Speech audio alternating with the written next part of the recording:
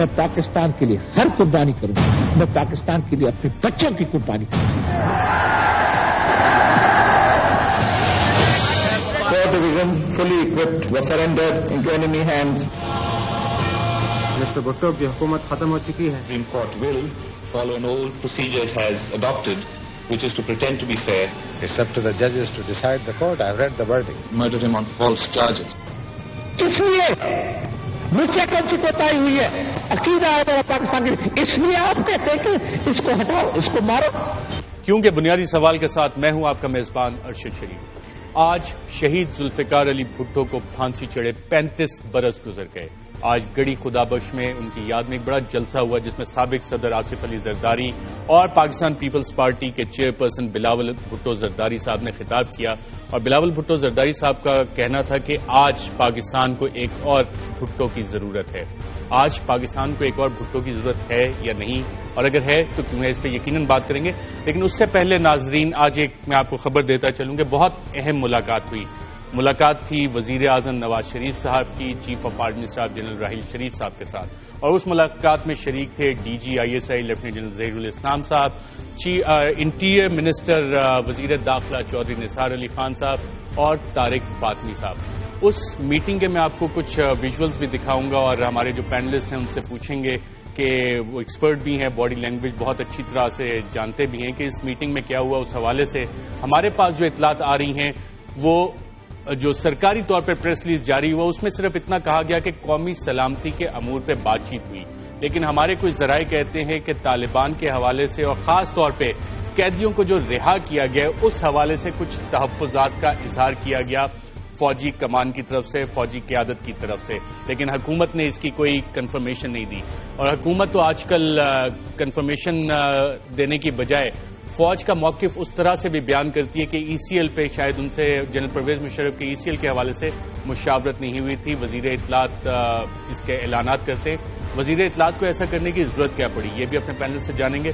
میں اپنے پینلسٹ کا آپ سے انٹروڈکشن کرواتا چلوں. ہمارے ساتھ اسلام آباد اسٹوڈیو میں موجود ہیں doctor Babar Awan sahab, former federal minister for law رہ چکے ہیں، سینئر ایڈوکیٹ ہیں سپریم کورٹ آف پاکستان کے، اور سابق وائس پریزیڈنٹ ہیں پاکستان پیپلز پارٹی کے. ان کے ساتھ تشریف فرما ہیں رؤف کلاسا صاحب، ایڈیٹر انویسٹیگیشن ہے دنیا اخبار اور دنیا ٹی وی کے، اور اپنا مشہور زمانہ پروگرام خبر یہ ہے صبح 8 بجے آپ کے لیے کرتے ہیں. آپ دونوں کا پروگرام میں شرکت کا شکریہ. رؤف کلاسا صاحب، میں شروع آپ سے کرتا ہوں کیونکہ آپ ایک انویسٹیگیٹو رپورٹر بھی ہیں. تاثرات جو لوگوں کے ہوتے ہیں، بہت ساری کہانیاں آپ اس سے بھی بنا لیتے ہیں، سمجھ آ جاتی ہے کہ کیا ہے. کتابیں بھی آپ نے لکھی ہیں اور ہیومن فیشل ایکسپریشنز. اگر میرے پروڈیوسر صاحب آپ کو یہ امیجز دکھائیں تو جنرل راحیل شریف کے جو ایکسپریشنز ہیں وہ کیا کہانی سنا رہے ہیں؟ ارشد، آپ مجھ سے آپ بھی ان تمام چیزوں کو سمجھتے ہیں. ڈاکٹر صاحب بھی بڑے انتہائی ایکسپیرینسڈ ہمارے دوست بیٹھے ہیں. وہ میرا نہیں خیال کہ اس پہ کوئی آپ کو مجھے مہر ہونے کی ضرورت ہے. جو بھی ویژول ہمارے آڈینس جو ہے وہ بھی یہ ویژول اگر دیکھیں گے تو صاف لگ رہا ہے کہ یہ ماحول جو ہے یہ فرینڈلی انوائرمنٹ نہیں ہے، یہ ٹینس ماحول ہے. اور میں تو اس چیز پہ حیران ہو رہا ہوں کہ حکومتیں اس طرح کے ویژولز وہ کبھی باہر نہیں نکالتی ہوتی. جو اس لیے میرے لیے یہ تھوڑی سی بات میں رؤف کلاسا صاحب یہ آپ نے ناظرین کو بتاتا چلوں کہ ناظرین یہ ویژولز جو ہیں یہ سرکاری طور پہ ریلیز ہوتے ہیں، اے پی پی ایسوسیٹڈ پاکستان پریس کی جانب سے ریلیز ہوتے ہیں. وہاں پہ پرائیویٹ میڈیا کا ایکسس نہیں ہوتا اور یہ سرکاری طور پہ ریلیز کیے گئے ویژولز ہیں. اس لیے میں حیران ہو رہا ہوں کہ یہ اس کو ریلیز کرنے میں حکومت کی اس میں کیا ان کی حکمت عملی ہے، سمجھدار ہے. یہ تو اس کو اندھے کو بھی نظر آ رہا ہے. اس کے لیے کوئی باڈی لینگویج ایکسپرٹ ہونا ضروری ہے جو ہم نہیں ہیں. مطلب ہمارے پاس کوئی ایسا نہیں ہے. ایک لے مین کے اپروچ کے طور پہ دیکھیں جنرل راحیل صاحب کو آپ دیکھیں، the way he is looking at the prime minister. Even Chaudhry Nisar Ali Khan صاحب کو دیکھیں جو انتہائی دبنگ آدمی سمجھے بیٹھ جاتے ہیں، وہ بھی بالکل ڈاؤن بیٹھے ہوئے ہیں. اور لگ رہا ہے کہ میٹنگ میں کوئی تھوڑی سی کوئی گفتگو جو ہے وہ میرا خیال ہے ہارڈ گفتگو ہوئی ہے. اور پرٹیکولر جب حکومت خود کہہ رہی ہے سیکورٹیز کے ان کے ایشوز ہیں اور ایک آرمی ایک دباؤ کا شکار ہے پچھلے یہ 3-4 مہینے سے. جب سے انہوں نے مذاکرات کی بات کی ہے آرمی پہ بہت ساری تنقید آ رہی ہے اور آرمی کی لیڈرشپ پہ آ رہی ہے. ایون آرمی کے رینکس میں سے بہت ساری چیزیں جناب مشرف کے کیس پہ ان کی کچھ اپنی ان کی ریزرویشنز ہیں کہ ون سائیڈڈ کیا جا رہا ہے. اس میں مزید جو آپ کے ساتھی وزیر بیٹھے ہیں کیبنٹ میں ان کو آپ لے کے نہیں آ رہے. جو یہ جناب مشرف کے پرانے 2 ساتھی ہیں ان کے ذریعے ووٹ آپ نے لے کے تو حکومت بنا لی لیکن جناب مشرف برے ہو گئے. آف کورس آرمی پہ ایک ان کے انٹرنل سرکل کا دباؤ ہے، اور پلس جو آپ نے ریسنٹ بات کی ہے کہ انہوں نے فوجی انہوں نے جو پکڑے تھے اور طالبان قیدی رکھے، اگر وہ قیدی بے گناہ تھے تو میرا ایک اور سوال ہے، 6 مہینے سال سے زیادہ آپ نے رکھے ہوئے تھے، آپ کو پتا تھا یہ بے گناہ ہے، اور میرے کو 15-16 لوگوں کو انویسٹیگیٹ کرنا، ان کے بارے میں چیک کرنا کتنا عرصہ لگتا ہے؟ اچھا صاحب، جو میرے پاس اطلاع آ رہی ہے میں آپ سے مزید بھی جانوں گا اس پہ، مجھے ناظرین یہ پتہ لگ رہا ہے کہ اس میں شاید فوج سے مشاورت نہیں گئی چھوڑتے وقت ان قیدیوں کو، اور ڈائریکٹ وزیر داخلہ کے احکامات پہ ان کو چھوڑ دیا گیا، اور فوج جنہوں نے وہاں پہ بہت قربانیاں دی تھیں اور بڑی مشکل سے کچھ لوگ پکڑے تھے ان کو شاید اس مشورے میں شامل نہیں کیا گیا، تاہم حکومت نے کی طرف سے اس کی کوئی کنفرمیشن نہیں ہے۔ ڈاکٹر بابر اعوان صاحب، آپ ایک سینئر وکیل ہیں، سپریم کورٹ آف پاکستان میں بھی آپ پیش ہوتے ہیں، کرمنل کیسز آپ نے بہت زیادہ کی ہیں، باڈی لینگویج اس سے دیکھ کے بہت ساری چیزیں پتہ لگتی ہیں، جب آپ یہ ویژولز دیکھتے ہیں، جنرل راحیل شریف صاحب کے ایکسپریشنز، وزیر داخلہ چودھری نثار صاحب کے ایکسپریشنز، کیا چیز سمجھ آتی ہے آپ کو؟ دیکھیں، مجھے جو سمجھ آتا ہے اس سے پہلے مجھے ایک شعر یاد آتا ہے، اس طرح کی جب باڈی لینگویج ہو اور اس طرح کا جب بیک گراؤنڈ ہو تو وہ شعر یہ ہے کہ میرے مزاج کا اس میں کوئی قصور نہیں، تیرے سلوک نے لہجہ بدل دیا میرا۔ یہ کیا کہتے ہیں کہ اس کو دوبارہ مقرر ارشاد؟ جی، میرے مزاج کا اس میں کوئی قصور نہیں، تیرے سلوک نے لہجہ بدل دیا میرا۔ 4 چیزوں پہ رؤوف کلاسا صاحب نے بہت اچھے طریقے سے، آپ نے بھی بہت ساری میٹنگ سرکاری اٹینڈ کی، 2 اور کہتا ہوں اس طرح کے فوٹیجز یا ایکسپریشنز آپ نے میرا کام ہے جی، میرا کام ہے جب ہم جرا کرنے کے لیے اندر گواہ گھستا ہے تو اس کو ناپنا، تولنا، جانچنا، اس کا ایکس رے کرنا پڑتا ہے، اور یہ بالکل آئی انڈورس فلی واٹ کلاسا صاحب has said right now. In addition to this what I will say is کہ ایک اور کام ہوا ہے ان دنوں میں، 4 پہلو، 2 پہلو کلاسا صاحب نے آپ کے سامنے، مشرف کا کیس رکھ دیا اور 16 لوگ جو چھوڑے گئے وہ رکھ دیا۔ ہم کیوں بھولتے ہیں کہ ہمیں $1.5 ارب ملا ہوا ہے، اور $1.5 ارب کے عوض جو کچھ مانگا گیا ہے اس کا تعلق بھی تو کسی ادارے کے ساتھ ہے۔ ایک اور چیز اس سے بھی بڑی، پاکستان میں سے وار تھیٹر نکلنے کی امید پیدا ہو چلی تھی، جو پراکسی جنگیں ہماری سرزمین پہ لڑی جا رہی ہیں، اور اگر یہ پراکسی جنگیں کم ہوتی ہیں، نہیں لڑی جاتی، تو سب سے بڑا ریلیف پاکستان کی مسلح افواج کو اور سیکورٹی کے اداروں کو ملتا ہے۔ لیکن جب آپ پیسے لیں گے ساتھ آپ لسٹ بھی لیں گے، وہ ایک بالکل ٹوٹلی ڈفرنٹ موضوع ہے، اس پہ بھی ہم آئیں گے۔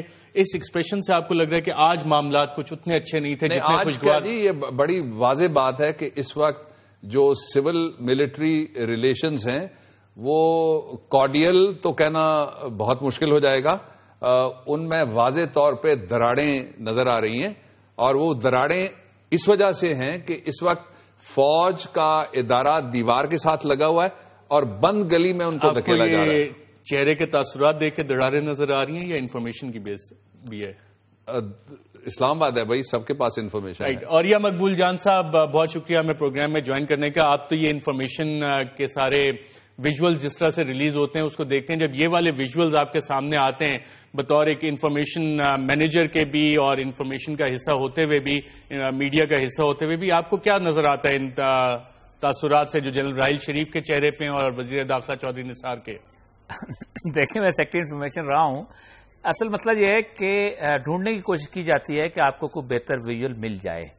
میرا خیال ہے جتنی دیر تک وہ فوٹوگرافر وہاں پر رہا ہے اس کو کوئی بہتر ویژول نہیں مل سکا، اور پھر اس کو یہی ویژول دینے پڑے ہیں۔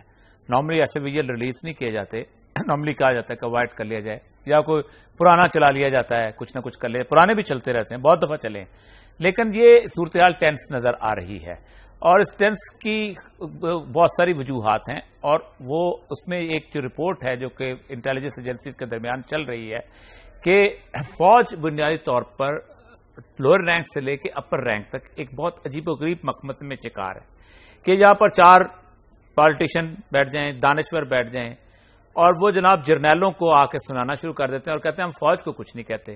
یہ ان کا سمجھتے ہیں ویسی بات ہے کہ بیٹی کو گالیاں دیتے ہیں اور سناتے بہو کو ہیں، اور یہ وہ کیفیت وہ لیتے ہیں بڑی اچھی طریقے سے کہ جناب ہم تو، اور باقی تو ہمارے سب محب وطن ہیں، ساری سب کچھ ٹھیک ہے، لیکن ہم تو ان کو کہتے ہیں، اور وہ سمجھتے یہ ہیں کہ ہمیں سنگل آؤٹ کیا جا رہا ہے مکمل طور پر۔ یہ وہ ایک تو کیفیت یہ ہے۔ دوسری بات یہ ہے کہ جہاں تک اس بات کا تعلق ہے 18 قیدی چھوڑے، تو میرا خیال یہ ہے کہ اس کے اندر آج سے جب ایک دفعہ ان کی یونٹ فوج کی جو تھی وہ کڈنیپ ہو گئی تھی تو انہوں نے بھی تقریباً کچھ 4-5 درجن کے قریب قیدی چھوڑے تھے اور بڑے ہارڈنڈ ان کے قیدی تھے وہ چھوڑے تھے اس کو واپس لینے کے لیے. تو اس وقت تو کسی نے سویلین سے نہیں پوچھا تھا کہ ہم کیوں چھوڑ رہے ہیں. اس وقت تو وہ خود بخود چھوڑ دیے تھے انہوں نے وہیں پر, اور وہ پوری کی پوری یونٹ واپس لے لی گئی تھی طالبان سے. تو مسئلہ سارا یہ ہے کہ اس وقت جب ٹینس ریلیشن شپ ہوں تو آپ کا کوئی فیل جو بھی اچھا ہو وہ بھی برا ہو جاتا ہے, اور جو برا ہو وہ بھی اچھا ہو جاتا ہے اگر ٹینس ریلیشن شپ نہ ہو وہ بھی اچھا ہو جاتا ہے. اچھا, اس پہ انفارمیشن کی بات ہو رہی ہے. وزیر اطلاعات honourable information minister Pervaiz Rasheed sahab, انہوں نے ایک بیان کی وضاحت کی, کچھ خبروں کی اپنی طرف سے وضاحت کی کہ فوج سے جنرل پرویز مشرف کا نام جب ای سی ایل پہ ڈالنے کا فیصلہ نہ ہٹانے کا فیصلہ کیا گیا تو فوج سے اس بارے میں مشاورت نہیں کی. جی ہاں, اور یہ وہی دن ہے, اسی میٹنگز کے حوالے تھے جس میں کہ پہلے وزیر اعظم ہاؤس کی طرف سے ایک بیان آیا کہ جناب 3:30 بجے وزیر اعظم کی ملاقات ہوگی آرمی چیف اور D G I S I سے. تھوڑی دیر بعد ایک اور بیان آیا کہ وہ ملاقات معطل ہوگی, اور پھر کچھ دیر بعد ہمیں ملتوی ہوگی, اور پھر ہمیں پتہ لگا کہ نہیں جناب, آرمی چیف اور D G I S I by helicopter prime minister house میں پہنچ گئے ہیں. اس کے بعد کچھ لوگوں نے یہ کہا کہ, اور ان دنوں اس کے اگلے دن اناؤنسمنٹ ہوتی ہے کہ حکومت جنرل پرویز مشرف کا نام ای سی ایل سے نہیں ہٹائے گی. یقیناً کچھ اخباروں نے فرنٹ پیج پہ یہ خبر بھی لگائی کہ جنرل راحیل شریف نے یہ مشورہ دیا ہے وزیر اعظم نواز شریف صاحب کو کہ پرویز مشرف کو اب باہر جانے دیا جائے. اس کا بیک گراؤنڈ انفارمیشن جو کہ حکومت کنفرم نہیں کرتی لیکن بہت کریڈیبل ذرائع ہیں, وہ کہتے ہیں کہ جناب اس میں یقیناً ایک ڈیل موجود تھی لیکن اس ڈیل پہ عمل درآمد نہیں کیا گیا. پرویز مشرف صاحب کے وکیل قصوری صاحب بھی کہتے ہیں جی ہاں, ڈیل کی ایک آفر ہوئی تھی, اس کی بہت ساری اور بھی چیزیں, لیکن اس میں ایک یہ بھی نام لیا جاتا ہے کہ وزیر اعلیٰ پنجاب شہباز شریف صاحب, انہوں نے کہا تھا کہ ٹھیک ہے جی ایک دفعہ آپ پیش ہو جائیں, اس پہ فردر جرم عائد ہو جائے, اس کے بعد وہ باہر جانا چاہتے ہیں تو باہر چلے جائیں. لیکن جب وہ پیش ہو گئے تو اس کے بعد شاید حکومت نے وہ ڈیل پوری نہیں کی. اس کے علاوہ 5 سال کی باتیں بھی سامنے آئیں کہ 5 سال تک بولیں گے نہیں, ملک سے باہر اگر چلے جاتے ہیں یا حکومت کو اس پہ لیوے دیتی ہے. رؤف کلاسا صاحب, پرویز رشید صاحب کو کلیریفیکیشن دینے کی ضرورت کیا پڑی, وہ بھی فوج کے موقف کی کہ نہیں جی فوج سے تو اس میں مشاورت نہیں ہوئی اور فوج نے نہیں کہا کہ جی نام ڈالیں یا ہٹائیں. اصل میں ارشد, آپ کو پتہ ہے پرویز رشید صاحب ہمارے بڑے اچھے دوست ہیں. لندن کے دنوں میں انہوں نے ہمیں اچھا بڑا ٹائم دیا ہے, بڑا کچھ سیکھا ہمیں ان سے. آپ کو بھی یاد ہوگا, آپ بھی لندن میں تھے, میں بھی تھا. جو میری ایک تھوڑی سی ایک ڈس الوژنمنٹ ہوئی ہے مجھے ان سیاستدانوں سے, بہت سارے اچھے دوست ہیں, چھوٹ گئے دوست ہیں ایک ایک کر کے, یا میں ڈبل فیس تھا یا یہ ڈبل فیس تھے. مجھے یاد پڑے 2 لوگوں کی مثال دوں گا. وہاں واجد یہ شمس الحسن صاحب تھے جو ابھی ہائی کمشنر تھے ہمارے. جب یہ اپوزیشن میں تھے, مجھے یاد ہے اکتوبر 2007 کی بات کر رہا ہوں, یہ آئی ایس آئی اور فوج پہ کھل کے بات کرتے تھے اور تنقید کرتے تھے, بڑی اچھی خاصی سخت گفتگو کرتے تھے. میں نہیں اس کو کر سکتا. آپ کو یاد ہوگا اس کے بعد وہی ایبٹ آباد کمیشن ہے, وہ وہاں پہ بیٹھ کے وہ یہ مصحوف جو آئی ایس آئی کو بھی ڈیفینڈ کرتے تھے اور وہ فوج کو بھی کرتے تھے. کیوں کہ ان کو وہاں پہ نوکری ملی ہوئی تھی. سیم ہمارے دوست ہیں پرویز رشید صاحب. آپ کو پتا ہے کہ وہاں پہ آئی ایس آئی ریلیٹڈ ان پہ زیادتیاں بھی ہوئی ہیں پرویز رشید کے ساتھ. اسی ہماری ایجنسی نے ان کو ٹارچر بھی کیا ہے, ہماری فوج نے ان کو پک بھی کیا, بے تحاشا ان پہ تشدد ہے, ان کی فیملی افیکٹ ہوئی ہے. اس کے باوجود ان کو پتا ہے, اور وہ بھی اسی طرح کی گفتگو کرتے رہے جو میں آپ کو بتا رہا ہوں. لندن کے دنوں میں وٹنس ہیں آپ. یہ وہ آ کے آج پھر وہی چیزیں بیٹھ کے ایکسپلین کرتے ہیں جو میرے لیے مشکل ہے کہ آپ کے ساتھ فوج کھڑی ہے تو فوج اچھی ہے, فوج کسی اور کے ساتھ کھڑی تو فوج بری ہے. آپ پھر ہمیں بیٹھ کے سمجھاتے ہیں کہ آرمی کا کیا رول ہوتا ہے, برا ہوتا ہے, سیاستدانوں کو انڈرمائن کرتے ہیں, قتل کرتے ہیں, پھانسی کرتے ہیں, یہ کرتے ہیں. بینگ اے میڈیا پرسن, فوج کا ایک ادارہ ہے تعلقات عامہ کا, وہاں سے اسٹیٹمنٹ کیوں نہیں؟ پرویز رشید صاحب کو کسی نے کہا ہوگا کہ اس کی وضاحت کریں. کیا ارشد, اگر اس کو آئیڈیلی دیکھا جائے ایک وہ ڈیولز ایڈوکیٹ بننے دیں اگر, تو یہ تو ان کا کام نہیں ہے. میں سمجھتا ہوں کہ فوج اس طرح کے بیان دے. آپ کو یا ڈیفینس منسٹر کو دینا چاہیے یا آپ کو اس کو دینا چاہیے وزیر اطلاعات کو. کس لیے رکھا ہوا ہے جنرل عاصم باجوہ صاحب کا کیا رول؟ انہوں نے بہت سارا لے لیا ہے آپ کے آئی ایس پی آر نے. آئیڈیلی میں کہہ رہا ہوں ڈیموکریٹک کنٹریز میں جب کیری لوگر بل پہ تو بڑی جلدی اسٹیٹمنٹ آئی تھی. اب اس میں پیپلز پارٹی کو بلیم کریں کہ پیپلز پارٹی لیٹ گئی تھی باقاعدہ. انہوں نے تمام کے تمام اختیارات بابر اعوان صاحب میڈیا کا خود ایک فیس رہے ہیں, حکومتی ترجمان کا کردار بھی ادا کرتے ہیں. انہوں نے عادتیں خراب کر دی تھیں. بابر اعوان صاحب, وزیر اطلاعات کو فوج کا موقف کی وضاحت کرنے کی کیا ضرورت تھی, جبکہ ایک ہی بیان میں وہ کہہ رہے ہیں کہ فیصلہ متفقہ تھا, لیکن دوسرے ہی بیان میں وہ کہہ رہے ہیں کہ نہیں فوج اس ڈیسیژن کا حصہ نہیں تھی. وزیر اطلاعات کو کیا ضرورت تھی؟ آئی ایس پی آر کیوں نہیں کلیریفائی کرتا؟ پھر ایک مصرع کچھ تو ہے جس کی پردہ داری ہے. دیکھیے, سچ بولنے کی عادت گورنمنٹ کو ڈالنی چاہیے جتنا بولا جا سکتا ہے. سارا اگر نہیں بھی بولا جا سکتا تو بنیادی سچ جو باٹم لائن ہے وہ قوم کو ضرور بتائے. یہ کہنا کہ کوئی مشاورت نہیں ہوئی, کوئی بات نہیں ہوئی, لوگوں کے پاس کہانیاں ہیں بھائی, اتنی بڑی کہانیاں ہیں, آپ سمیت سب جانتے ہیں کیا کہانیاں ہیں. آپ جب وعدہ کریں گے, وہ لوگ جو آپ کے ساتھ بیٹھ کے کام کرتے ہیں اداروں کو انوالو کریں گے, گارنٹیز دیں گے, پیچھے ہٹیں گے, بھاگنے کی کوشش کریں گے, سمجھیں گے آپ نے بڑی کامیابی حاصل کر لی, پھر اس کا آپ ڈرم بجائیں گے, اس کا ریئیکشن تو ہوگا. کھل کے کہا ایک سابق فوجی افسر صاحب نے میرے ساتھ ایک دن پہلے گفتگو میں, اور وہاں منسٹر صاحب بھی بیٹھے ہوئے تھے, میں نام لے لیتا ہوں منسٹر صاحب کا, ڈیفنس پروڈکشن کے منسٹر صاحب بیٹھے ہوئے تھے. تو انہوں نے کہا, اور بالکل کھل کے کہا, پبلکلی کہا, انہوں نے کہا جی کہ یہ تو دھوکہ ہوا ہے, اور یہ دھوکہ یہ دیا گیا ہے کہ پہلے تو انڈائٹمنٹ کا وعدہ. اب اس کا ایک اور پہلو ہے جس کی طرف میں آپ کی اور قوم کی توجہ چاہتا ہوں. یہ نظام انصاف ہے پاکستان کے اندر. نظام انصاف تو ہم ذوالفقار علی بھٹو صاحب کے حوالے سے بھی آج ڈسکس کریں گے کہ نظام انصاف کیسا ہے. یقیناً اس پہ بھی سوالات اٹھے, لیکن ہم نے سب نے یہ نعرہ لگایا کہ عدلیہ آزاد ہو گئی ہے. یقیناً ہم آج بھی یہ بلیو رکھتے ہیں کہ آزاد عدلیہ ہے, لیکن تاریخ ہمیں کچھ اور ہی بتاتی ہے کہ جب ہائی پروفائل کیسز ہوتے ہیں تو کچھ اور ہی معاملات ہوتے ہیں. اور یہ مقبول جان صاحب, وزیر اطلاعات کو فوج کے موقف کی وضاحت کیوں کرنا پڑی؟ کیا ایسے معاملات میں فون کوئی آیا ہوگا ان کو, یا خود ہی ان کا اپنا انیشیٹو ہوگا؟ آپ کا ایکسپیرینس کیا کہتا ہے اس حوالے سے؟ میرا خیال ہے یہ انہوں نے خود ہی کیا ہے, اور یہ جو فوج کا موقف کا جو فیشن آیا ہے یہ بھی کچھ عرصے سے آیا ہے. اس سے پہلے یہ آئی ایس پی آر جو تھی یہ زیادہ گڈ ول کی باتیں کیا کرتی تھی, اور آپ کو یاد ہوگا کہ آئی ایس پی آر جو ہے اس کی ٹریڈیشن میں بڑے بڑے لوگ شامل رہے ہیں. فیض احمد فیض جیسے لوگ اس کے ملازم رہے ہیں, حفیظ جلندری جیسے لوگ ملازم رہے ہیں, اس کے بعد وہ جو مدعی شاعر تھے ضمیر جعفری جیسے لوگ رہے ہیں, بہت لوگ ایسے ہیں. پھر آہستہ آہستہ آئی ایس پی آر جو ہے یہ کچھ recently I S P R نے اپنے بیانات دینے شروع ہیں, ورنہ نارملی یہ کام جو تھا یہ گورنمنٹ ہی کیا کرتی. آئی ایس پی آر نے تو بیان دیا ہی نہیں, یہ تو وزیر اطلاعات نے بیان کی. جی وہی میں کہہ رہا ہوں, جی فوج اس کی شامل ہے. آئی ایس پی آر تو کافی عرصے سے کافی خاموش ہے. جی میرا خیال ہے آئی ایس پی آر خاموش ہی رہتی ہے, اور اکثر ہی خاموش رہتی ہے, اور یہ میرا خیال ہے کہ ان کو کوئی کچھ نہ کچھ یقیناً بات کی گئی ہے کہ ایسے صورتحال جس کی انہوں نے ایک بیان سے وضاحت کیا, ورنہ یہ آؤٹ آف دا بلو کبھی بھی نہیں وزیر اطلاعات دے سکتے. ہاں جی, یہ پرویز رشید صاحب آنریبل انفارمیشن منسٹر وزیر اطلاعات کو کسی نے بتایا ہوگا کہ اس کی وضاحت کریں؟ یقیناً بتایا ہوگا, ورنہ دیکھیں نا اس کا کوئی سیاق و سباق نہیں بنتا نا کہ آپ آؤٹ آف دا بلو بیٹھ کے آپ ایک بیان دے دیتے ہیں اس وضاحت کا. کیا کسی نے وضاحت مانگی؟ کیا قوم نے مانگی یا کسی اور نے مانگی؟ کسی نے مانگی نا. تو اس کا مطلب یہ کہ آؤٹ آف دا بلو نہیں ہے, وہ بڑا ناپ تول کے بیان بلو نہیں. یقیناً اس کے پیچھے بہت کچھ ہے. بابر اعوان صاحب آپ نے انصاف کی بات کی. آج تو ہمارے پاس ایک آزاد عدلیہ موجود ہے, لیکن اگر تاریخ اٹھا کے دیکھیں, جس آزاد عدلیہ کے لیے ہم جد و جہد کرتے رہے, اتنی قربانیاں بھی دیں, آپ بھی اس پروٹیسٹ میں شامل ہوتے تھے, کیا وہ سارے خواب پورے ہوئے؟ اور اگر ہم اسے ذوالفقار علی بھٹو کے کیس کے کانٹیکس میں دیکھیں جسے جوڈیشل مرڈر کہا جاتا ہے, کتنی تبدیلی آئی ہے؟ بڑی بدقسمتی کی بات ہے. میں نے تو کبھی یہ اصطلاح استعمال نہیں کی, نہ کبھی بورو کی ہے. کیا آپ پہلے غلام تھی؟ اور اگر پہلے غلام تھی تو پھر وہ آزادی کا جو خواب دکھایا گیا لوگوں کو, ریاست ہوگی ماں کے جیسی, وہ کہاں گئی؟ سب سے مظلوم شخص جس نے پاکستان کو وہ عمرانی معاہدہ دیا جو پاکستان کے لوگوں اور پاکستان کی ریاست کے درمیان ایک بائنڈنگ فورس ہے, 73 کا کانسٹیٹیوشن, اگر اس کو تحفظ نہیں ملا, اور پھر جب وہ اس ملک کا صدر, چیف ایگزیکٹو نہیں, اس کے دستخط سے ریفرنس لے کے اس سلطنت کا لا منسٹر جاتا ہے, تو 17 پہلے اور 12 بعد میں بھی پیش ہوئے, اس کو کہا جاتا ہے ریزائن کرو, ریزائن کر دیتا ہے. سارا کچھ تج کے وہ جس ریفرنس میں کھڑا ہوتا ہے, اس کو ردی کی ٹوکری میں پھینکنے کے لیے ایک شخص, پورے بینچ کی رائے پوری قوم نے سنی, سب نے کہا کہ یہ ظلم ہے, زیادتی ہے, اور 7, 8, 10, 11 مہینے مجھے کہا جاتا رہا پارلیمنٹ میں لے جائیں, کوئی اور راستہ نکالیں.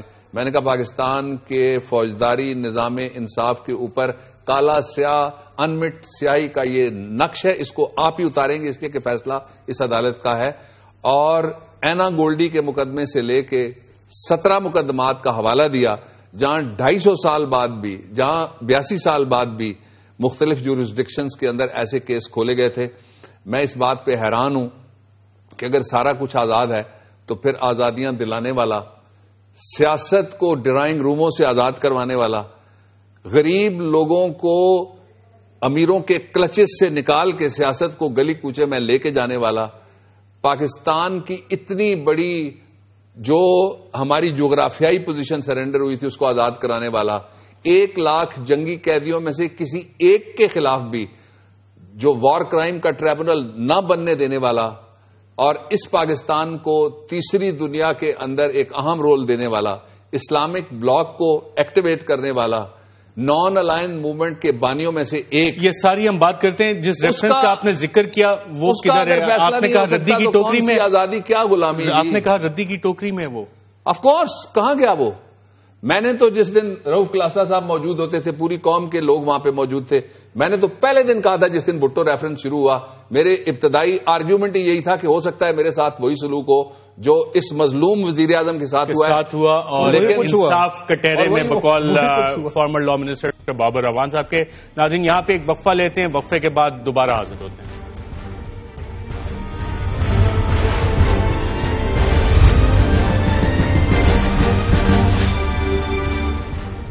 ویلکم بیک ناظرین، آج گڑی خدا بخش میں پاکستان پیپلز پارٹی کے چیئرپرسن بلاول بھٹو زرداری صاحب نے کہا کہ آج پھر ملک کو ایک دفعہ ذوالفقار علی بھٹو کی ضرورت ہے۔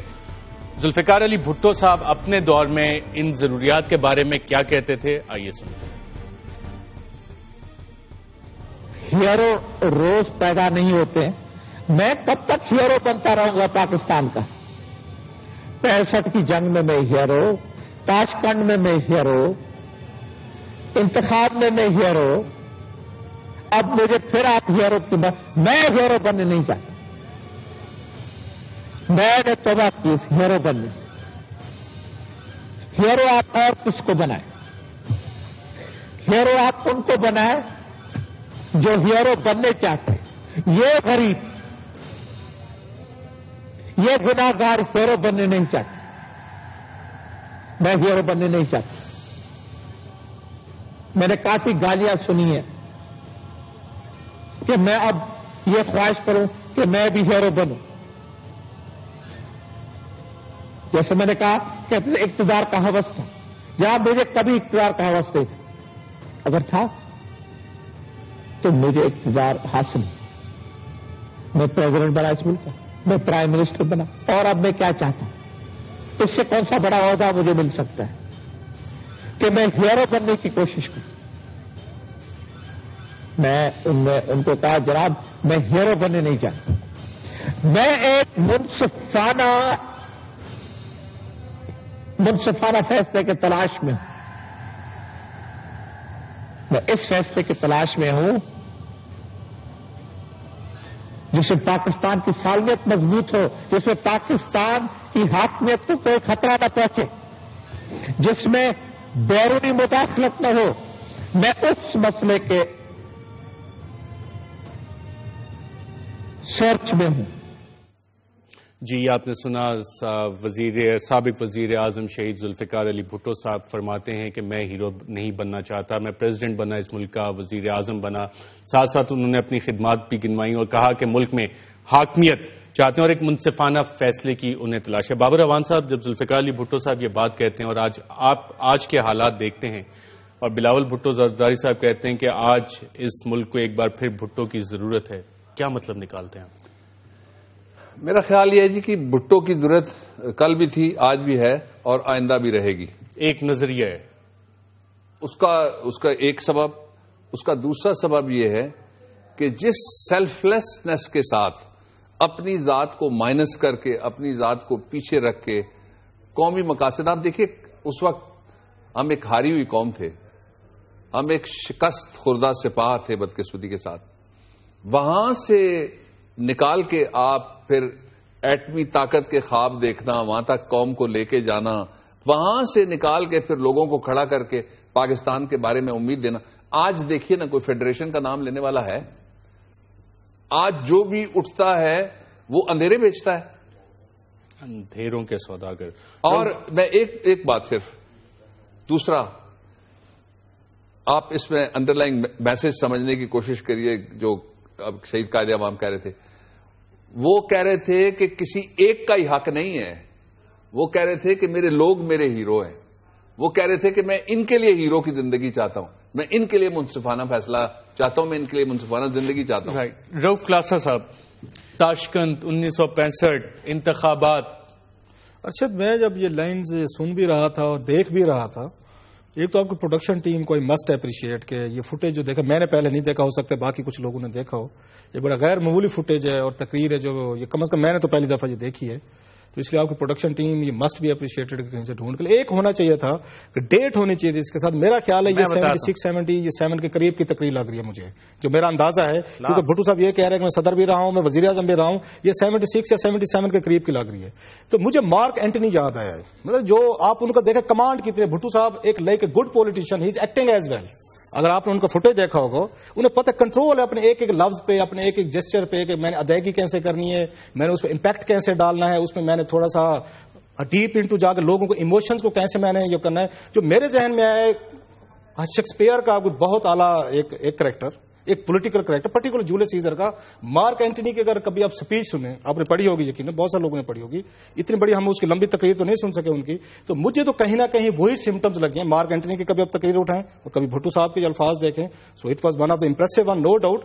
وہ لوگوں کو گنوا بھی رہے ہیں کہ میں آپ کا ہیرو رہا ہوں, میں نے یہ کام کیے ہیں. اور ابھی انہوں نے جو سب سے بڑی بات تھی, میرا خیال بھٹو صاحب کو کہنی چاہیے تھی, 2 بڑے ان کے کام تھے کہ 90,000 فوجی واپس لانا, اور اس کے حوالے سے بھی وہ بھی ہم آپ کو سنوا سکتے ہیں. 1973 کا جو قانون وہ تھا, ان کا کانسٹیٹیوشن تھا. لاسٹلی جو میری ججمنٹ ہے, بھٹو صاحب بڑے آدمی تھے, غلطیاں بھی ان سے بڑی ہوئی ہیں, اگر موقع ملا تو اسی پروگرام میں ایکسپلین بھی کریں گے کتنی غلطیاں بھی کی ہیں. لیکن تاشقند میں کبھی انہوں نے حوالہ دیا, میں اس پہ آتے ہیں تھوڑا سا, وہ ایک لمبی کہانی. میں یہ کہتا ہوں, اگر مجھ سے پوچھیں ارشد, کل ہم بیٹھے تھے, نوید کاشف صاحب بھی تھے, آپ بھی تھے, یہ میں نے ایک بات کی تھی کہ اگر پاکستان کے 67 ایئرز میں مجھ سے پوچھا جائے کہ یہ کون سے پیریڈ کو آپ گولڈن پیریڈ سمجھتے ہیں, تو میں 1973 سے لے کے 1976 تک کے پیریڈ کو سمجھتا ہوں. اس درمیان میں سمجھتا ہوں جو کام ہوئے ہیں, جو چیزیں ہوئی ہیں اس ملک میں, اس میں بہت اچھی چیزیں ہوئی ہیں, نیگیٹو چیزیں میں یقیناً بھٹو صاحب سے ہوئی ہیں, ان سے غلطیاں بھی ہوئی ہیں. ایک بڑا آدمی جتنی بڑی غلطی کرے گا تو اس کا امپیکٹ بھی بڑا آدمی ہوگا اتنی بڑی غلطی ہوگی. چھوٹے آدمی کی چھوٹی غلطی ہوگی, بڑے آدمی کی بڑی غلطیاں ہوتی ہیں, اور انہوں نے آ کے غلطیاں بھی کی ہیں.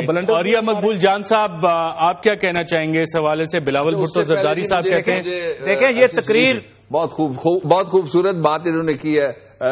عاریہ صاحب ایک سیکنڈ صرف, رؤف کلاسا صاحب نے, کہ بڑے لوگ بڑی غلطیاں کرتے ہیں. بڑے لوگ جب چھوٹے فیصلے شروع کر دیتے ہیں, چھوٹے چھوٹے معاملات میں جب الجھتے ہیں, تو قوم وہاں پہنچتی ہے جہاں آج پہنچی ہے. بھٹو کی آج ضرورت ہے, بھٹو صاحب کی ضرورت ہے. جی عاریہ مقبول جان صاحب, دیکھیں یہ تقریر میں نے پوری سنی ہوئی ہے, اور مجھے یاد ہے کہ یہ تقریر ان کی 1977 کی آخری تقریروں میں تھی, جس میں انہوں نے کہا تھا کہ میں اب دوبارہ الیکشن نہیں کراؤں گا, میں اسمبلی سیکریفائس نہیں کرنا چاہتا ہوں. اور آپ کو شاید یاد نہیں, اس تقریر کو پورے پاکستان میں سننے کے لیے کوئی سڑک پہ نہیں نکلا تھا. اس طرح کی اپرائزنگ تھی کہ پیپلز پارٹی کے وہ لیڈر, جن میں یاد ہے مجھے کہ پی ایس ایف کے غلام عباس وغیرہ, وہ پی این اے کی موومنٹ کے اندر ہمارے ساتھ نعرے لگا رہے ہوتے اس وقت. یہ تقریر میں نے بلوچستان میں اس وقت سنی تھی, جس وقت بلوچستان کے اندر قریب 6,000 بلوچ مر چکا تھا, اور ایک ایسی صورتحال پیدا ہو چکی تھی کہ سارے کے سارے بلوچ جو تھے, لیڈرشپ جو تھی وہ اندر بند تھی, اور ان کا ٹرائل جیل کے اندر ہو رہا تھا. یہ بڑی عجیب و غریب بات ہے کہ بڑا آدمی بڑی غلطیاں کرتا ہے. مطلب یہ مجھے آج تک سمجھ نہیں آئی کہ کیوں بڑا آدمی بڑی غلطیاں کرتا ہے, کیوں کرنی چاہیے اس کو بڑی غلطیاں, کیا اس کو بڑی غلطی کی سزا نہیں ملنی چاہیے؟ مسئلہ یہ کہ جو بیج بلوچستان میں بویا گیا, میں جو لٹریچر کا حوالہ دیتا ہوں, میں لٹریچر کی بات بڑی مزدار ہے بھائی آپ کی. نہیں سر, نہیں, اگر اسی طرح ہماری لرننگ ہوتی ہے نا, اسی طرح اسکولنگ ہوتی ہے, کالم سے, لٹریچر سے, کتاب سے, تاریخ کے کسی واقعے سے. بھائی کنگ لیئر نے غلطی کی, اپنی بیٹیوں سے پوچھ لیا, انہوں نے پوچھ لیا کہ مجھ سے سب سے زیادہ محبت کیا کون کرتے, کون سی بیٹی کرتی ہے, and he paid the price. اسی طرح ایک بادشاہ بھی غلطیاں کرتے, بادشاہ کی غلطی اس کے شوفر کی غلطی سے بڑی ڈفرینٹ ہونی چاہیے. قوم نے پے کی نا سر, بڑا آدمی, اور قومیں پے کرتی ہیں, ان غلطیوں کی, اور قومیں فائدہ بھی اٹھاتی ہیں. بڑے آدمی سے قومیں فائدہ اٹھاتی ہیں. ایک لیڈر جو ہے قوم کو آگے بھی لے جاتے کسی غلطی سے. اگر بھٹو صاحب سے غلطیاں ہوئی کہیں پہ, and he paid with his life, انہوں نے اپنی قیمت ادا کی ہے. تو اس ملک میں اور بڑے بڑے لوگ جیسے ڈاکٹر صاحب بات ہو رہی تھی کہ آج ملک کو بھٹو کی ضرورت ہے کہ نہیں. ذوالفقار علی بھٹو صاحب اس حوالے سے خود بھی انہوں نے ایک اسپیچ کی تھی, اس کے کچھ ایکسرپٹس ناظرین آپ کو سناتے ہیں. کہتے ہیں کہ خدا کی قسم اس وقت میری ضرورت ہے. میں نے تاریخ پڑھی ہوئی ہے, میں تاریخ کا ایک شاگرد ہوں. میں نہیں کہتا ہوں کہ میری ضرورت ہے، اس وقت میری ضرورت ہے، خدا کی قسم اس وقت میری ضرورت ہے۔ میری ضرورت تو ہوتی کہ میرے باپ نے مجھے بہت میرے لیے چھوڑا ہوا ہے، جہاں میں وارکانے کراچی اور میں یورپ بھی اپنی ساری زندگی گزار سکتا ہوں۔ اگر کسنجر صاحب ایک معمولی بات پر استعفا کا دھمکی دے سکتے ہیں تو میں استعفا کی دھمکی نہیں دے سکتا ہوں۔ میں بھی کہہ سکتا ہوں کہ رکھو، چلاؤ، کسی کو بھی چلانا ہے چلاؤ پاکستان کو، میں چلانے کے لیے تیار ہوں۔ کیا گالیاں مجھے ملے، ترس میرے خلاف ہو، نفرت میرے خلاف ہو؟ کیوں؟ اس لیے مجھ سے کون سی کوتاہی ہوئی ہے؟ میں نے کیا کیا؟ میں نے کون سا گناہ کیا ہے؟ میں نے ملک کو بچانے کی کوشش کی ہے، میں نے پاکستان کی شروع سے خدمت کی ہے، میں پاکستان کا قائل رہا ہوں، عقیدہ ہے میرا پاکستان کی۔ اس لیے آپ کہتے ہیں کہ اس کو ہٹاؤ، اس کو مارو۔ مجھے معلوم ہے کہ کابل میں کیا باتیں ہو رہی ہیں، مجھے معلوم ہے کابل کی مسکو میں کیا باتیں، مجھے معلوم ہے کہ ہندوستان کا دھماکہ جو ایٹمی دھماکہ ہوا کہ صورت میں ہوا ہے، بیرونی سازش، اندرونی سازش۔ جی ناظرین، یہ ذوالفقار علی بھٹو صاحب بتا رہے تھے، اور ان کے شدید ترین مخالفین بھی کہتے ہیں کہ ذوالفقار علی بھٹو صاحب اندرونی اور بیرونی دونوں سازشوں کا نشانہ بنے۔ ناظرین، یہاں پہ ایک وقفہ لینا ہے، وقفے کے بعد دوبارہ حاضر ہوتے ہیں اور ذوالفقار علی بھٹو صاحب کی کچھ اور ایسی باتیں انہی کی آواز میں، انہی کی تقاریر آپ کو سنائیں گے ایک وقفے میں۔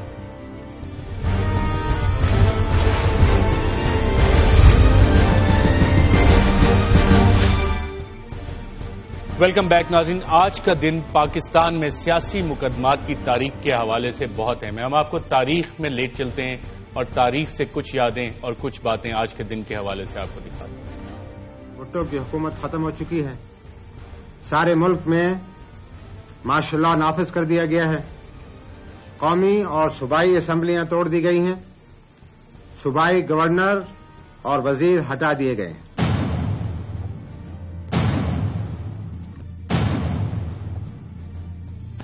پانی سر سے کب سے گزر چکا ہے، اور میں اب آپ کو ستلج کے، جیلم کے، راوی کے اور دریائے سندھ کے رہنے والوں کو کہتا ہوں، خدا کے لیے اب اس ملک کے خاطر کے لیے، میرے خاطر مجھے آپ اڑا دیں، مجھے آپ نکال دیں، مجھ سے آپ نفرت کریں، مجھ کو آپ گھر بھیج دیں، مجھے آپ گولی مار دیں، مجھے کوئی اس چیز کی طرف نہیں۔ میں آپ کے سامنے ہمیشہ ہوں گا، میں آپ کا خادم ہمیشہ رہوں گا۔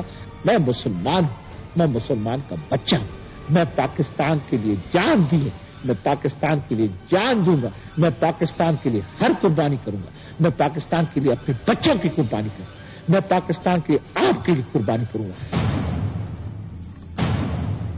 Thousands of his supporters have been arrested. There have been large-scale arrests.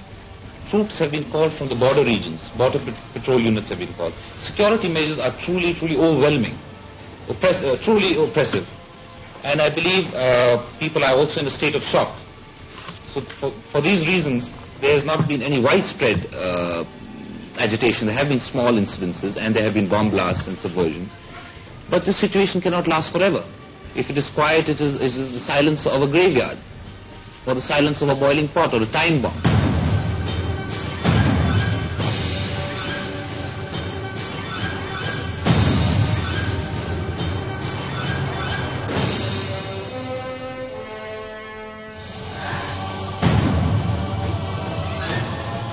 Unfortunate that the person who is involved in this case, who has been convicted, the former Prime Minister, happened to be a politician.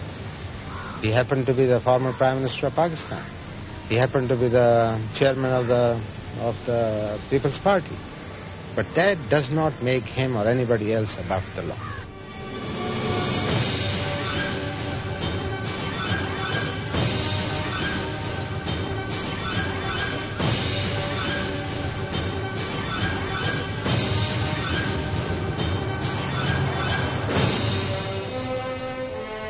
I believe that the Supreme Court will follow an old procedure it has adopted, which is to pretend to be fair, to give us time to argue the case and dismiss all arguments. I believe they may accept the application, but shoot it down. They will not review the sentence, I believe. Well, I have hope that the Supreme Court will take the right course. And I hope General Zia does bow down to the international pressure and uses his mind in a clear manner. But if he does not, then I fear very grave consequences for Pakistan.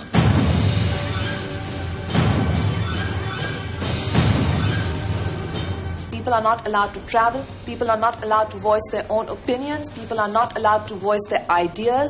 They're not allowed to do anything at all. What I am sitting and doing right now in this drawing room is a crime under martial law regulations. Justice must be done. And nobody is above the law according to my conviction, whether it is Mr. A, Mr. B, or General Ziaul Haq himself. And justice must be done.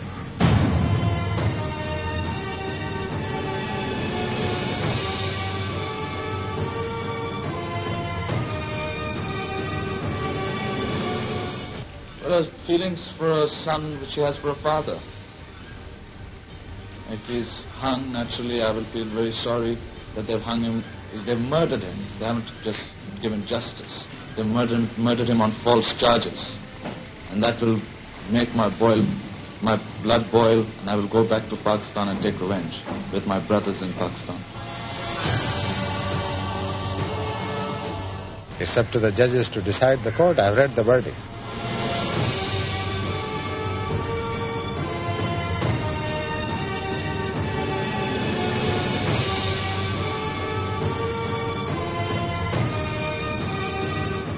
جی ناظرین، یہ وہ تاریخ تھی جو کہ ہم شاید بھول چکے ہیں. بابر اعوان صاحب، ملک میں اگر سیاسی مقدمات کی تاریخ دیکھی جائے اور جو آپ نے الفاظ سنے، ان کی بازگشت آپ کو آج بھی سنائی دے رہی ہے. دیکھیں، پاکستان ابھی تک کٹہرے میں کھڑا ہے، اس کیس سے آگے نہیں چل سکا. اس لیے کہ پاکستان میں سیاسی مقدمات ہمیشہ سیاسی طریقے سے بن رہے ہیں، بنتے رہیں گے، بنتے آئے ہیں. سیاسی مقدمات کی پروسیکیوشن سیاسی، سیاسی مقدمات کی سماعت سیاسی، سیاسی مقدمات کے فیصلے سیاسی. یہ ایک اتنی بہت بڑی بات کی ہے آپ نے بابر اعوان صاحب. اس سے پہلے کہ ناظرین ہمارے پاس وقت بہت کم ہے، میں چلتے چلتے آپ کو ایک اور ذوالفقار علی بھٹو صاحب کی تقریر سے 1971 کی جنگ کے حوالے سے ایک چھوٹا سا ایکسرپٹ سنانا چاہتا ہوں. The war we have lost was not of our making. I had warned against it. But my warnings fell on deaf ears of a power-drunk junta. They recklessly plunged our people into a war, and they involved us in an intolerable surrender which lost us half our country. The junta did not know how to make peace, nor did they know how to make war. 4 divisions fully equipped were surrendered into enemy hands within 14 days of the conflict. Over 90,000 of our people are now in enemy hands. A first-class fighting machine had become dispirited and degenerate through continued involvement in domestic politics. روف کلاسر صاحب، اکثر لوگ پوچھتے ہیں اور خاص طور پہ Peoples party والے پوچھتے ہیں کیا ذوالفقار علی بھٹو کا یہی قصور تھا؟ اس میں بھٹو صاحب کی جو میں سمجھتا ہوں ذاتی طور پر کہ جن طبقات کو وہ خوش کرنے کی کوشش کر رہے تھے اینٹی امریکنائزیشن لائن لے کے، انہی طبقہ جو ایلیمنٹس انہوں نے ان کو ٹریپ کیا اور جنرل ضیاء کے ساتھ مل کے پھانسی لگائی. بھٹو صاحب یہ سمجھ رہے تھے اگر میں یہاں پہ اینٹی امریکنائزیشن کا نعرہ لگاؤں گا تو مذہبی عناصر، عام لوگ میرے پیچھے کھڑے ہوں گے. میرا خیال ہے بھٹو صاحب کی اینٹی امریکہ کا نعرہ شاید انہوں نے اتنا زیادہ نہیں لگایا تھا. ہنری کسنگر کا آن ریکارڈ ہے، ڈی کلاسیفائڈ ڈاکومنٹ سے. ایون اندرا گاندھی نے ان کے بارے میں کہا کہ ان کے خلاف بیرونی سازش بھی ہو رہی ہے. اور یہ مقبول جان صاحب، کیا آج تاریخ ایک دفعہ پھر اپنے آپ کو دہرا رہی ہے؟ اور بابر اعوان صاحب نے کہا کہ سیاسی مقدمے، ان کے فیصلے بھی سیاسی. کیا آج بھی یہی ہو رہا ہے؟ یہ صرف پاکستان میں نہیں، دنیا کے ہر ملک میں ہوتا ہے. جس وقت جارج ڈبلیو بش کا مقدمہ الیکشنز کا چلا تھا وہاں پر سپریم کورٹ میں، تو اس نے بھی سیاسی فیصلہ دیا تھا. سیاسی مقدمے عدالتوں میں جانے ہی نہیں چاہیے، اور یہی ہمارا سب سے بڑا المیہ ہے. ہم سیاست کو جب میدان میں نہیں جیت سکتے تو عدالتوں میں جیتنے کی کوشش کرتے ہیں، اور وہیں سے ہماری ہار شروع ہو جاتی ہے. اور وہیں سے ہماری ہار شروع ہوتی ہے، وہیں سے کہا جاتا ہے کہ ایگو کے مسائل شروع ہوتے ہیں، اور جہاں بھی ایگو بیچ میں آ جاتا ہے اس کے پھر نتائج اچھے نہیں نکلتے۔ ناظرین، آج کے پروگرام میں اتنا ہی۔ بابر روان صاحب، روف پلاسا صاحب اور اوریہ مقبول جان صاحب، آپ سب کا اور ناظرین آپ کا خصوصاً دیکھنے کا بہت بہت شکریہ۔ اجازت دیجیے گا، اللہ حافظ۔